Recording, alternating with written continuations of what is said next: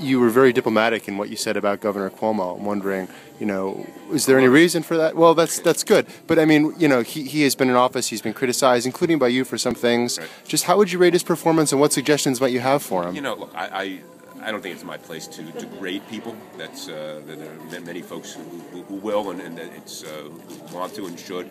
I think I have disagreed with the governor in certain policy arenas. That has been clear over time, but I always try to do it respectfully. And as I did today, I think I preface it by saying it's a hard job, requires balancing many different competing interests and objectives.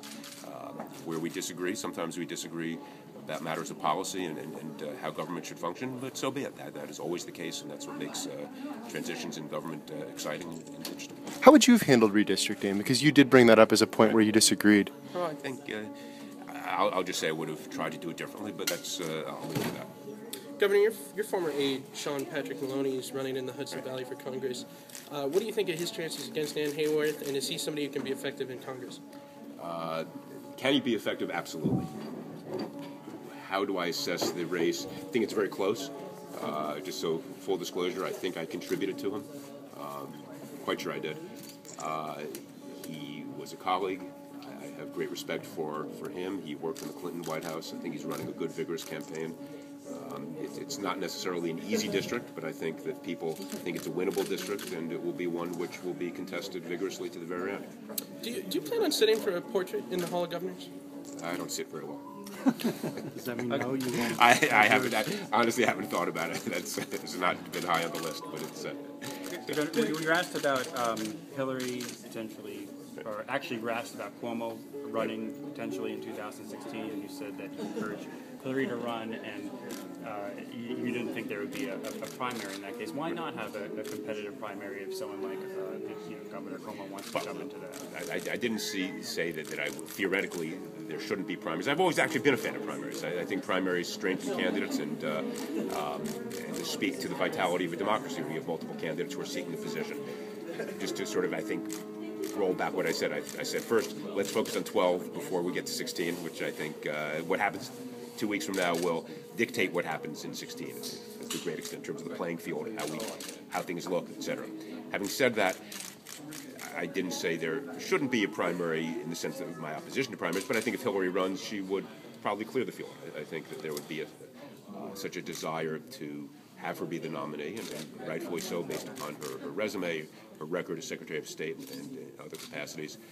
So I'll just leave it at that for now. But I think it really, so far out, it's very, very hard to Governor, what's your assessment of the U.S. Senate race between Gillibrand and Long? Again, this is not something I've been studying, but I'll be shocked if she doesn't. If Senator Gillibrand doesn't win by a very healthy margin, and I say that just as a matter of resources. And New York is a blue state. I think there's no question New York is a blue state, barring some unusual convergence of events that can tip the balance in a different direction. And Senator Gillibrand has done a good job. She has been a forceful advocate, and I think the resource absence I've not seen an ad from her opponent.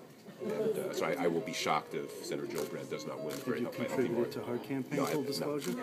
No, I have not. Look, just so it's clear, I've contributed very, very few times, usually only to people whom I personally know.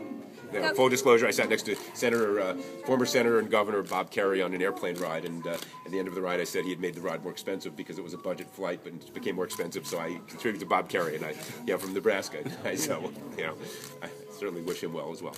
Governor Spitzer, we talked about, Governor Cuomo, but touch on Governor Patterson's time in office.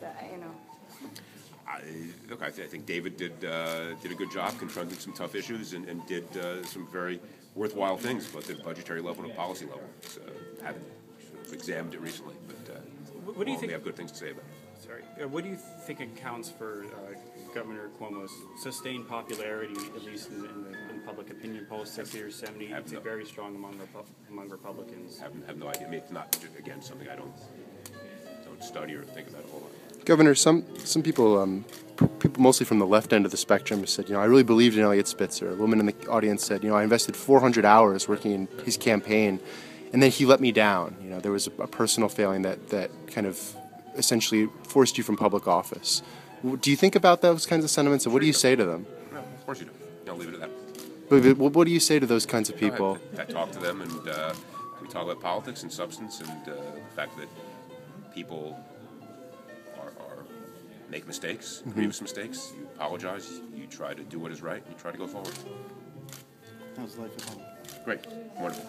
So, thank you. All right, appreciate it. Thank you guys. Thanks, Governor. Thank Are you you guys. going back to? Are you Heading staying back. in Albany? No, heading back to Columbia.